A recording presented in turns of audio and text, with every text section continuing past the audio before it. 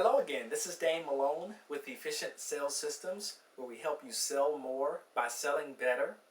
And I wanted to take this opportunity to answer a question that I get quite often from salespeople, and that is, what is the biggest mistake that salespeople make when trying to sell their product or service to their prospect?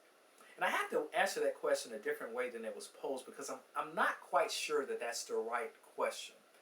Let me explain. See, there are a lot of mistakes that salespeople make in front of their prospect when they're trying to sell.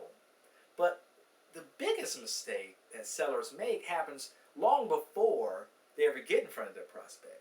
It happens long before they even walk out of the door. Okay, the biggest mistake that salespeople make is not being properly prepared. It's lack of preparation. You see, it's kind of like playing a sport, and I'll use basketball as an example, since this is NCAA tournament time.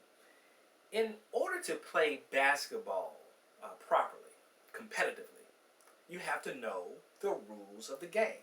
You have to know the fundamentals of the game. How to dribble the ball, correctly.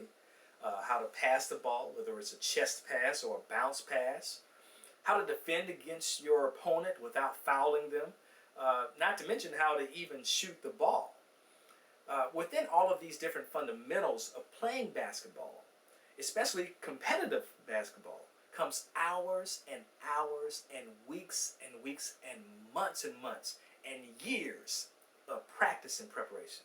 See, those kids out there playing in the NCAA tournament have literally spent years and years practicing their sport to become the very best that they can possibly be. And most of them still haven't reached their full potential.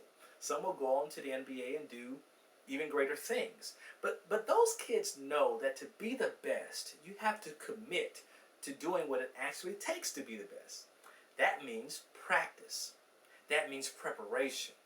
And you can't have either without solid commitment to what you're doing. They know that championships are actually won in the practice field before they're ever won in the game. So what does all this have to do with sales and selling? I hope you can see from my example that how you perform in front of your prospect has more to do with how you prepared yourself before you met your prospect than what happened during the sales call. See, what happens during the call is simply a manifestation of my expectations of success during that sales call and the work and training I put into being able to have that expectation. In sales, if you're not reading, studying, and most importantly, practicing the fundamentals of every aspect of the selling process, rapport building, qualifying, delivering presentations, objection handling, closing techniques, that's just to name a few, then you're leaving your performance and your income up to chance. I guess what I'm saying here is you have to be personally responsible for your own professional development. You, not your sales manager, not any of your supervisors.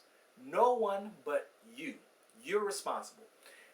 When you understand and accept and most importantly embrace that basic, very important fact, you will immediately begin to see a shift and an improvement in your sales performance and your income. But your entire outlook and your career even on life, your life will even change. You see, all this fear is a symptom of a lack of confidence. And confidence comes from preparation. See, that fear you feel before you make a sales call or a presentation, I know that feeling. I've experienced it before. You're a little afraid of what's going to happen. You know, is that prospect going to hang up in my face? Are they going to hit me with all of these questions that I don't quite know the answer to? They may not like me. They may not like my product. They may not even like my company and what we even stand for. But see, you have to consider the source, the internal source of these feelings and confront them. You have to master those feelings and you have to replace fear with preparation. And you do that by practicing over and over and over and over again. You don't have to actually buy our sales material, but I implore upon you to use something. There are tens and thousands of books on every aspect of the sales process out there. Everything you can think about, someone has written something about it. They have a CD on it, a book on it, or MP3 on it that you can listen to. There are literally terabytes and terabytes of information on the net, and a lot of it is absolutely free. But don't be lazy. Get the information, get the books, get the CDs, get the DVDs.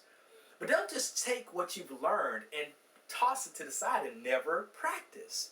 You might as well just take the money you spent and flush it down, because that's what you're doing if you don't practice what you've learned. That's very important. See, if you believe that you can do something and you commit yourself to practicing incessantly, you can literally achieve and do anything.